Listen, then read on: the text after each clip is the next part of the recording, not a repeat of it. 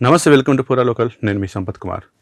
పశ్చిమ బెంగాల్ రాజకీయాల్లో తీవ్ర విషాదం వెలుగు చూసింది. తృణమూల్ కాంగ్రెస్ సీనియర్ నేత, పశ్చిమ బెంగాల్ అసెంబ్లీ మాజీ డిప్యూటీ స్పీకర్ ఆశీష్ బెనర్జీ ఆత్మహత్య చేసుకుని ప్రాణాలు కోల్పోయారు. శనివారం స్వాతంత్ర దినోత్సవ వేడుకల్లో పాల్గొని హుషారుగా కనిపించిన ఆయన ఆదివారం తెల్లవారుజామున రాంపూర్ హట్లోని తన నివాసానికి సమీపంలో ఉన్న టీఎంసీ కార్యాలయంలో ఉరివేసుకుని విగత జీవిగా కనిపించారు.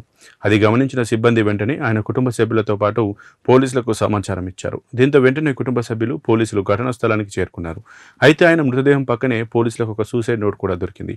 అందులో తన రాజకీయ జీవితంలో తాను ఎలాంటి అవినీతికి పాల్పడలేదని, ఎటువంటి తప్పు చేయలేదని బెనర్జీ రాసుకొచ్చారు.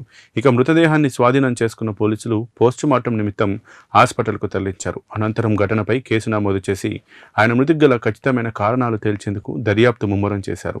తృణమూల్ కాంగ్రెస్ పార్టీకి చెందిన ఆశీష్ బెనర్జీ రాంపూర్ హట్ నియోజకవర్గం నుంచి 2001 నుంచి 2026 వరకు వరుసగా 25 ఏళ్ల పాటు 5 సార్లు ఎమ్మెల్యేగా విజయం సాధించి తనదైన హవా కొనసాగించారు.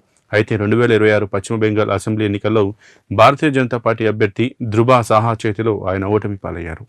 మరిన్ని అప్డేట్స్ కోసం చూస్తూనే ఉండండి పూరా లోకల్.